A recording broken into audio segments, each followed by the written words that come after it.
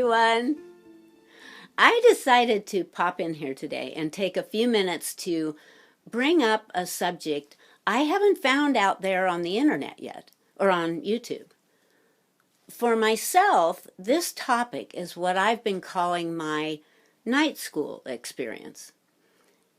It most always seems to take place while I'm in that in-between state of sleep and awake, where we might find ourselves within a group or in a classroom and being taught amazing things by interdimensional beings. I think we probably all do this at night, at least sometimes, but most of us forget where we've been when we wake up in the morning. For me, when this happens, I suddenly find myself sitting in a circle on a floor with others whom I've come to recognize over the years. During these times, we're in what most would call the astral body. I kind of prefer to call it our light body because even though we still feel physical, we're not. But because our frequency is so high, that we're holding more light. If someone from 3D were to be in our presence, we would be invisible to them because our vibration has raised so much. Some of these others I'm with during these times are in human bodies, like myself, and others are obvious extraterrestrials or light beings. We're all students in the same night school. And for this video, I thought it might be interesting to share the last lesson that I remember having a few weeks ago. In this school, we've gone through numerous instructions on many topics like teleporting, dissolving through walls, moving objects with our minds, vanishing, piloting a starship. I crashed on that one because I kept believing I was in my car. It doesn't work that way. Walking through fire, being an object like a tree or a rock, and so on. And as an interesting aside, I never remember going to night school when I've been stressed or anxious or emotional. I can only get there when I'm peaceful and have meditated. Over the past few visits to the classroom, we've been learning levitation. I think I did okay on that one. So what happened was that we were all brought into a large room filled with white light, with an open ceiling showing a blue sky above. Our instructor for this series of classes was one of the newer light beings. The previous night school teacher appeared as an orb that pulsated colors, mostly blue and light purple.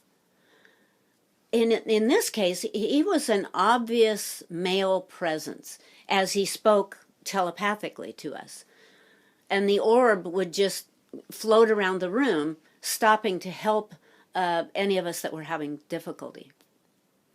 I remember when we asked him what his name was, he jokingly said that he was in between names, but that we could call him Jeremiah. Well, over time, some of us started calling him Jerry, which he didn't seem to mind at all. Anyway, Jerry was with us for what I've determined to be about 7 years, and we all respected and loved him. But one night, he came in and introduced us to another who would become our new teacher.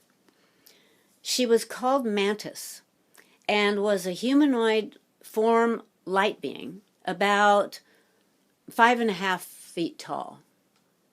Even though she spoke to us telepathically, her voice was very unusual and came into my mind as a musical trilling sound, yet very discernible in words, really easy to understand.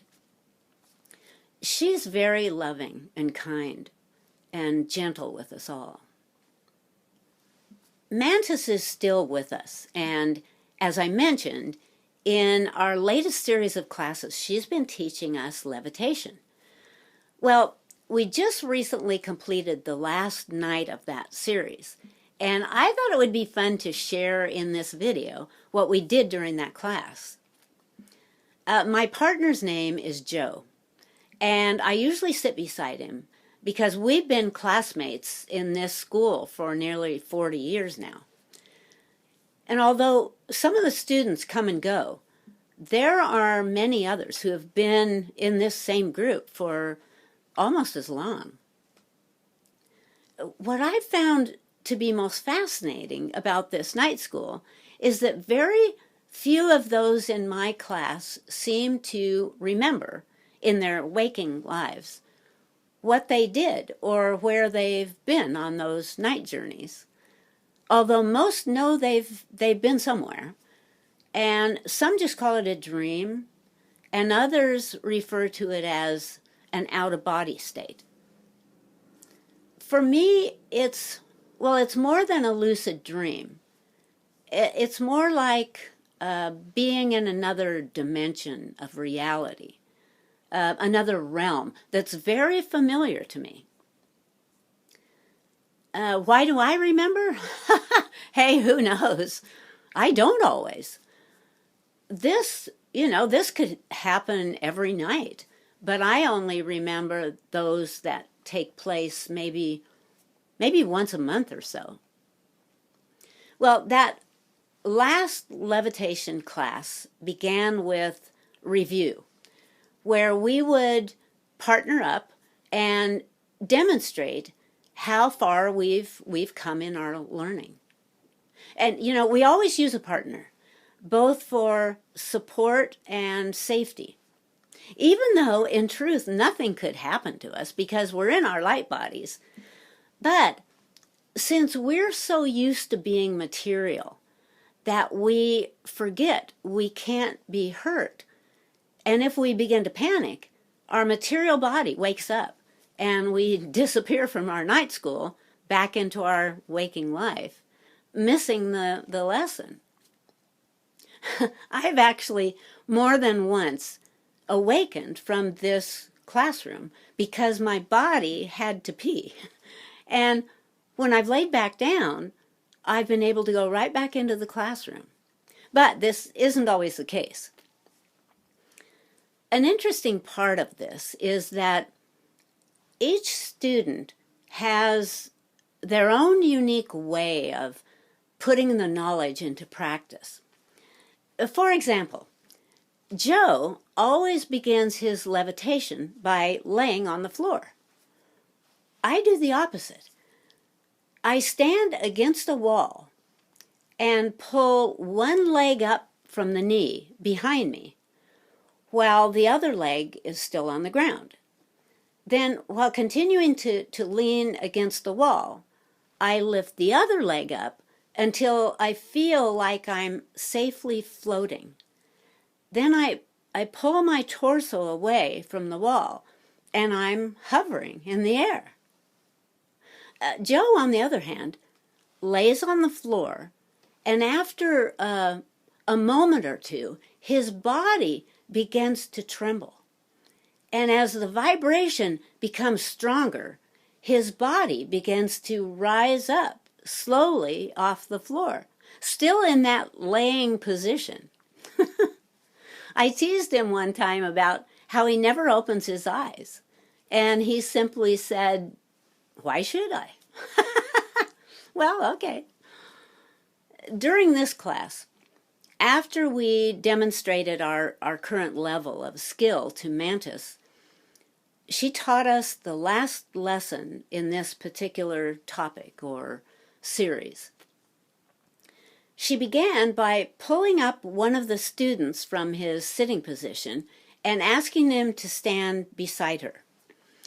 The student's name is Archer, and he's only been in this class for a few months, but he really catches on fast. You know, it's a little hard to tell how old he is in real life because since we're all in our light bodies, everyone appears to be in their mid-20s, except the kids who in real life are only about 6 years old. Oh, also, we have 4 students right now who in real life are in their 80s and 90s, but appear in class as if they're in their prime. I love that part. Mantis then asked Archer to imagine he was on a mountaintop and he's about to jump off the mountain and float slowly and safely back down to the ground. He asked if he could close his eyes, which, like I said, is a little bit of a joke because we don't really have eyes in our astral form. But she told him that if it helps, he should go ahead. Well, Archer's body started weaving nervously, as if he really were standing in a very precarious position on a mountaintop. We waited as he got situated. Then Mantis shouted, "Now!" And as we watched, Archer jumped, and his body bowed backwards, and then began to float up higher and higher into the air. He started shouting, "Whoa!" And he leaned back as if he was floating in the water and looked like he was in total bliss. Finally, Mantis, in her soft trill, asked him to return to the class, and he hesitantly floated back down with a very happy, peaceful smile on his face. Then Mantis came up to each one of us and took us through a similar test. You know, the strange thing is that each of us is given a different instruction than the others. For example, one of the children in the group, a little girl named Becky, Mantis had her imagine holding her favorite stuffed toy, which was a dragon with wings named Penny, and hold on to Penny's wings and ask her to fly high up into the sky until she told her to stop. Well, we all watched as both of Becky's hands reached out as if she were holding on to something and said, "Penny, fly!" Becky began giggling and soon was laughing and shouting, "Faster, Penny, faster!" It was so cool. Oh. For me, Mantis asked me to imagine, and I also closed my etheric eyes, to imagine that I'm sitting beside a perfectly clear aqua blue lake. Then to get up and walk into the lake until the water completely covered my head. And you know, I'm convinced that she chose water for me because I'm not a very good swimmer. So I've always been a little bit nervous around water. Well, I did what she asked, and I was constantly reminding myself, "You are okay. You're okay. You can't drown. You're okay." Well, I noticed that the edge of the lake sloped really gradually into the water, and I could feel a soft surface under my feet. The water was really warm and comforting. And while this was happening, I had several realizations. First, I looked down and I realized that my feet and legs were bare. Then I noticed that I was wearing my favorite yellow bikini that I bought when I was 16 years old. I love that bikini. I got it because of the song, My Itsy Bitsy Teeny Weeny Yellow Polka Dot Bikini.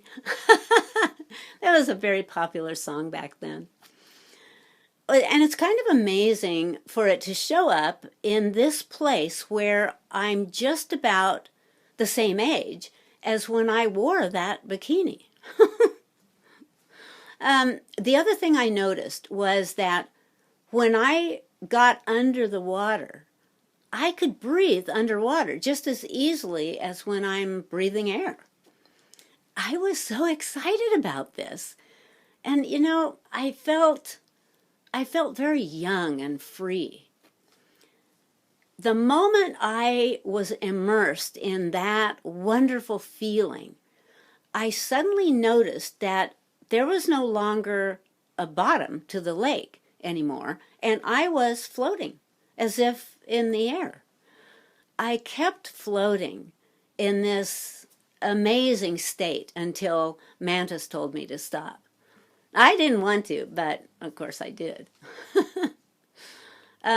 After Joe had his turn, I asked him what it was like for him. When Mantis called him up, she told him to imagine that he was flying in an airplane and was just about to do a parachute jump out the window. As we watched, Joe's body began crouching down like a kid about to jump. His hand reached around to his back, to the imaginary parachute pack, and I saw his fingers touching the backpack. When Mantis called out, "Now," Joe jumped, and instead of landing back on his feet, he began floating, just as Archer had done. He continued to float until Mantis asked him to stop. Well, afterwards, I asked him what he had experienced, and he told me that it was very blissful at first. He said the sky was deeply blue, and he was floating peacefully. Then, not long before Mantis stopped him, he noticed some very menacing dark clouds on the horizon, coming closer to him. Just as he began to be concerned for his safety, Mantis stopped him. And he said he wondered if she knew what he was seeing, and that's why she stopped him when she did. Well, I asked him where the clouds came from. And interestingly, he said, from my fears. He said he really wished he could have done it again because he wanted to have enough time to dissolve what he called the fear clouds. I found that really fascinating. Speaking of remembering or not, I asked my friend Joe if he remembers any of those night classes, and he says he doesn't. But he says he's glad to know at least he's learning something useful at night. I've also asked my son if he's aware of going to a night school. And he says, I know I go somewhere, but I know we're not in the same class. But, I actually wonder if that's true because for most of his life, he's told me about a house that he often dreams about. And his description is exactly a house that I often dream about. It's totally the same, and we usually dream about it at about the same time. So, I don't know, maybe that's just the way he remembers it? I don't know. One time when I was in the spiritual school I told you about, I went up to one of the guys that I recognized from my night school, and I said, "Hey, you're in my night school." And he said, "Yeah, I know." Wow. I mean, that really blew me away. Some of these night school memories are very clear in the morning, and I'll remember most everything. Yet sometimes I might be aware of having been somewhere, learning something, but I have no memory of any of the details. I think a lot of this must depend on our frequency. Well, there you go. I would love to hear if any of you have these sort of memories about attending your own night school. Okay, we'll see you next time. Hugs. Bye.